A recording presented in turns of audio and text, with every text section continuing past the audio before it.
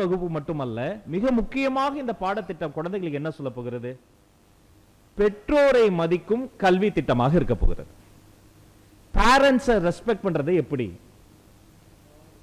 பெற்ற பிள்ளை நன்றாக வளர வேண்டும் என்பது ஒவ்வொரு தாய் தந்தையினுடைய எண்ணமாக இருக்கிறது. அவங்களுக்கு வெளிப்படுத்த தெரியாது. கொஞ்சம் கடுமையா நடந்துக்குவாங்க, கொஞ்சம் கோபப்பட்டுருவாங்க, ஒரு சுடுசொல் சொல்லிடுவாங்க. அது அந்த குழந்தையை காயப்படுத்திடும். அப்ப குழந்தைகள் திரும்ப திரும்ப இந்த தாய் தந்தையரை வில்லனைஸ் பண்ணாம அதற்கு பதிலாக பெற்றோரை மதிக்கக்கூடிய ஒரு கல்வி முறையாக இது இருக்க போகிறது. சில விஷயங்களை நம்ம குறைக்க போறோம். என்ன குறைக்க போறோம்? முதல்ல இந்த புத்தக பை சுமையை குறைக்க போறோம். கைத்தட்டி அவர் பாதிக்கப்பட்டிருக்கிறார் இத்தனை வருஷமா, பெரிய கல்வியாளர். நல்ல கைத்தட்டல, எல்லாருமே கைத்தட்டலாம். இனிமே புத்தக பை சுமை குறைய போகிறது.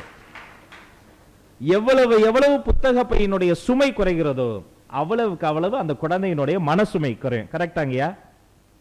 நிலாக்கு போன நீல் ஆம்ஸ்ட்ராங் கூட கம்மியா தான் எடுத்துட்டு போயிருப்பாரு. எங்க பள்ளிக்கூடம் வர பிள்ளைங்க அந்த புக்கு இந்த புக்குன்னு தூக்கி அதை சுமக்க முடியாம சுமந்து கஷ்டப்பட்ட காலம் மலையேறி விட்டது. இனி புத்தக பை சுமை குறைக்கப்படுகிறது. சரி, அதை குறைச்சிட்டோம். ஒன்னு அதிகப்படுத்த போறோம். எதை அதிகப்படுத்த போறோம்? நம்முடைய டெக்ஸ்ட் புக்ல அது வெறும் டெக்ஸ்ட் புக். டெக்ஸ்ட் புக்னா தமிழ்ல என்ன சொல்லுவோம்?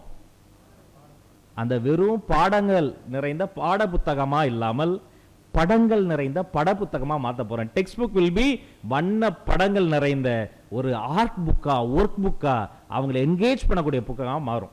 இனி எழுத்துகள் குறைந்து வண்ண படங்கள் அதிகமாக போகுது. இந்த வண்ண படங்கள் என்ன பண்ணும்? அந்த குழந்தையோடு பேசும், அந்த வண்ணத்தை தொட்டு பார்க்கும். அதுல ஒரு பார் கோட் இருக்கும், ஒரு QR கோடு இருக்கும். வீட்டுக்கு போய் அப்பாவுடைய போன்லயும் அம்மாவுடைய போன்லயும் இந்த QR கோடை ஸ்கேன் பண்ணி பார்த்தா அது காணொலியா வரும், கேட்பொலியா வரும். வெறுமனே வாய் வழியாக வந்த கல்வி இனி காணொலியாக, கேட்பொலியாக இந்த குழந்தைகளுக்கு வரப்போகிறது. புத்தக பையின் சுமையை மட்டுமல்ல, மனசுமையை மட்டுமல்ல, அவர்களுக்கு அந்த டெக்ஸ்ட் புக்னு சொல்லப்படுற பாட புத்தகங்களின் சுமையும் குறைத்து அதை ஒரு பட புத்தகமாக நம்ம மாற்ற போகிறோம். எல்லோரும் ஆர்டிபிஷியல் இன்டெலிஜென்ஸை நோக்கி நகர்ந்து கொண்டிருக்கிறார்கள். இந்த குழந்தைகளுக்கு ஆர்டிபிஷியல் இன்டெலிஜென்ஸ் டிஎன் ஸ்பார்க் மூலமா ஏற்கனவே பல நூறு பள்ளிக்கூடங்களை நாங்கள் ஆரம்பிச்சிட்டோம் சார்.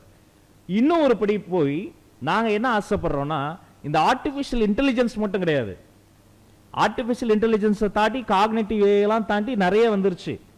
கம்ப்யூட்டிங்லாம் மிஷின் லேர்னிங்லாம் இப்போ நாங்கள் என்ன சொல்லி தர போறோம்னா, ஏஐ இருக்கு, அதை நம்ம எப்படி பயன்படுத்தணும்? அதற்கு ப்ராம்ப்ட் இன்ஜினியரிங். எந்த ப்ராம்ப்ட், எந்த ஏஐல, எந்த டூல பயன்படுத்தினா நாம நினைக்கக்கூடிய ஒரு விஷயத்தை செய்ய முடியும். ஏஐ மனிதர்களின் வேலையை ஒருபோதும் பறிக்காது. ஒரு சின்ன போட்டோ கேமரா இருக்கு பாருங்க, அது கண்டுபிடித்தது அறிவியல். கேமரா விட்டது, ஓவியர்கள் அழிந்து போவார்கள் என்று சொன்னது உலகம்.